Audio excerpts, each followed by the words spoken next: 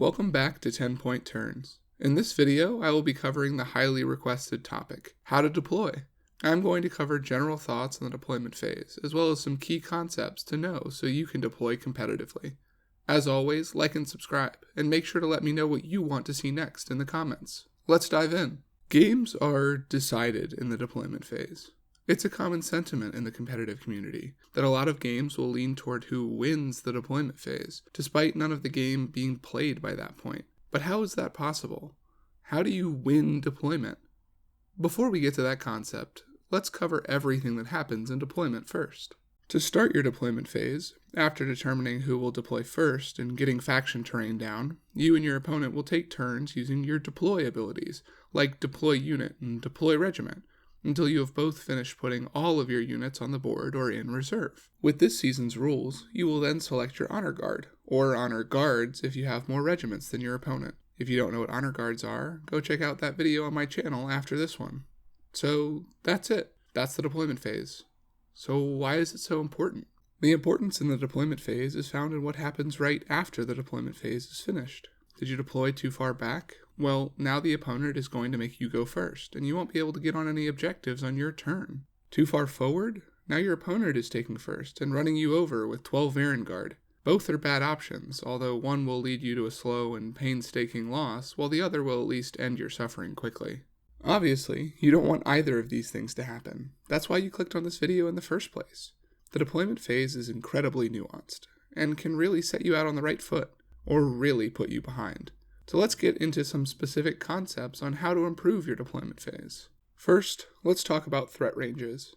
A unit's threat range is its maximum move characteristic plus its maximum charge distance. For ranged units, it is the maximum move a unit can make and the range of its shooting attack. For example, a unit of Reclusions and Stormcast Eternals have a move of 5 inches, and then a max charge distance of 12 inches. Therefore, the total threat range of that unit is 17 inches. Now, that is one of the shorter threat ranges that some armies can offer.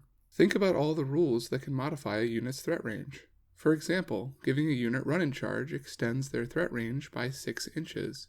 Adding a modifier to the charge, or adding an additional die altogether, can also greatly increase a unit's threat range. Look at Prosecutors, who, with their native 3d6 charge, have an effective threat range of 30 inches for melee, and 22 inches for their shooting attack. Now, what about units with a teleport?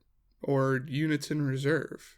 They don't have any specific restrictions according to their own movement characteristics, but instead cannot be set up within 9 inches of enemy units. This is very strong with all of your shooting units, since all of their shooting ranges are greater than 9 inches and can guarantee a target.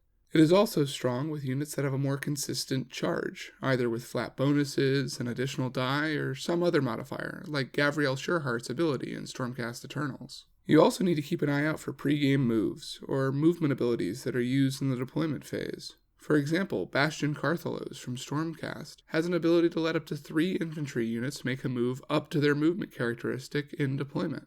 This makes a Reclusion's threat range 22 inches instead of 17, and a Prosecutor's 30-inch range 42. These pre-game moves are rare, but can be very impactful on the early game. Understanding your opponent's threat range will be the key to your deployment phase. Take the battle plan shifting objectives. There is a 22-inch gap between your deployment zone and your opponent's. If your opponent's max threat range is 17 inches, you know you can deploy on the edge of your zone and not be concerned by your opponent's first turn. Now, at the other end of the spectrum, what do you do if a unit like Vanguard Paladors or Varangard that have an insane threat range are staring you down from the line? This is where screens come in.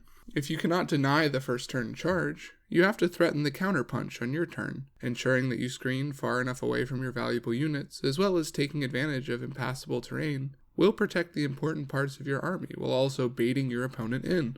You do not want your opponent to have the option to charge directly into your valuable units, or shoot them after dropping in from deep strike. Use your screens or anvils by placing them in front of or around your valuable units, and measure your distances carefully so you do not give your opponent a juicy fight twice or pile-in that can destroy your game plan. Okay, so you have learned and are now asking your opponent what their threat ranges are, and understand that if you can be out of them, you should be out of them.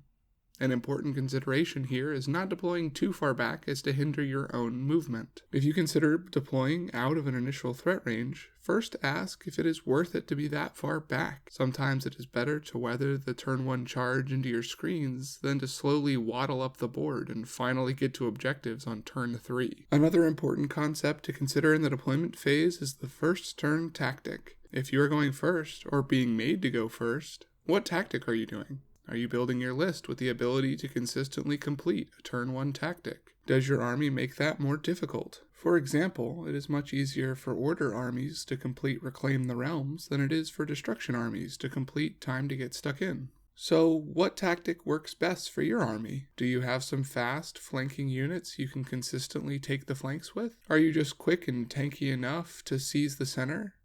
These are questions that should not be asked in the deployment phase, but in the list building phase. You score points in competitive AOS by controlling objectives and scoring battle tactics. That's it.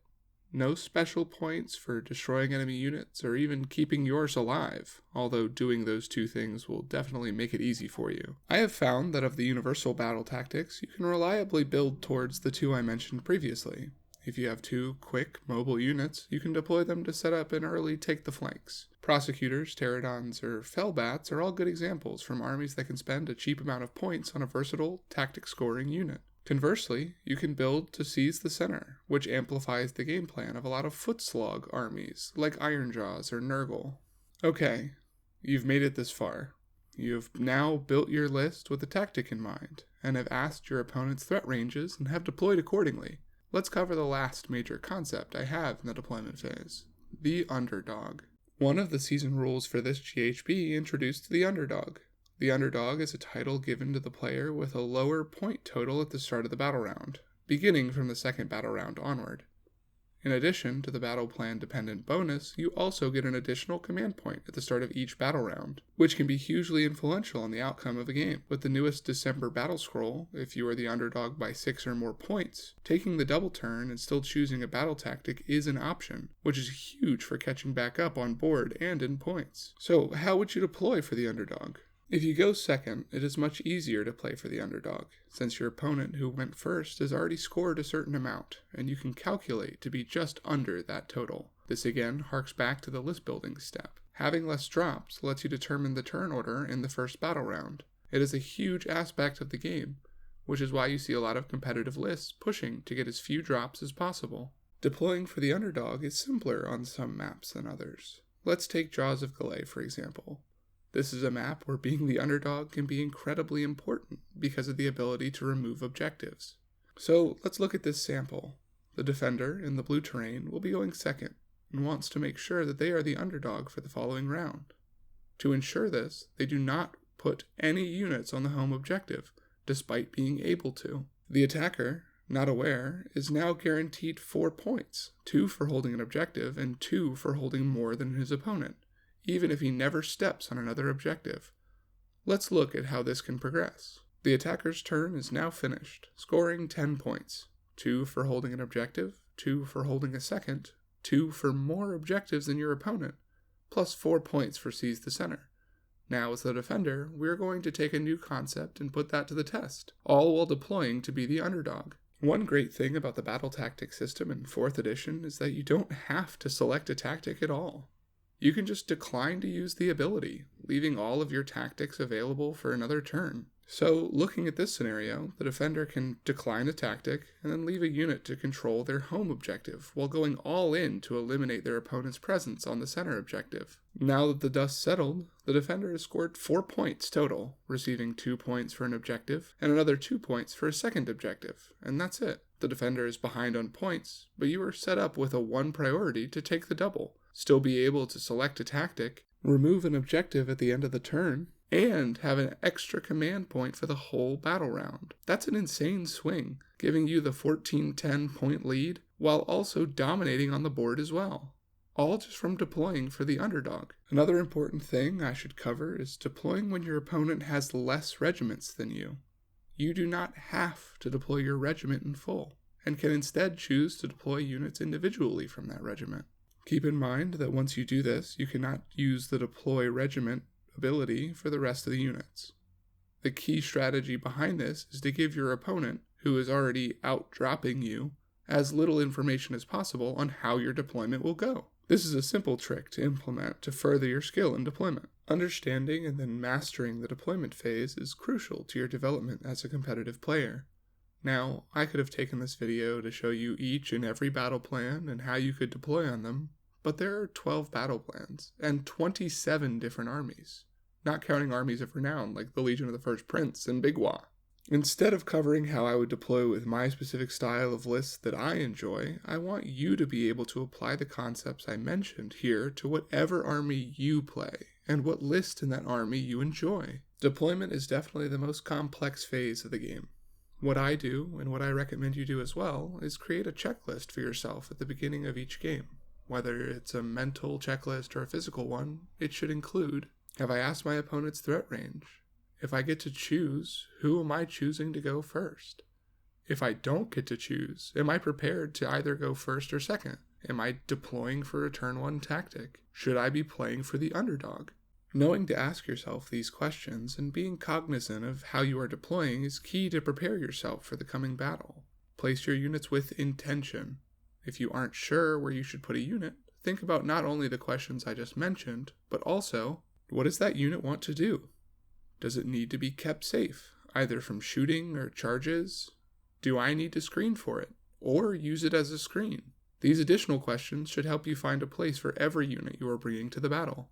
Like I said earlier, I could have made a video saying, here's the best way to do deployment every time, but that would be dishonest. There is never an absolutely correct way to deploy. It is always dependent on what army you are bringing, what army your opponent is bringing, and the battle plan you're on.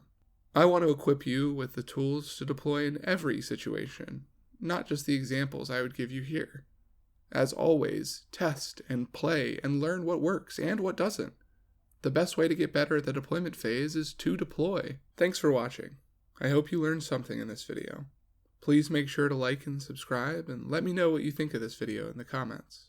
Make sure to tell me what you want to see next.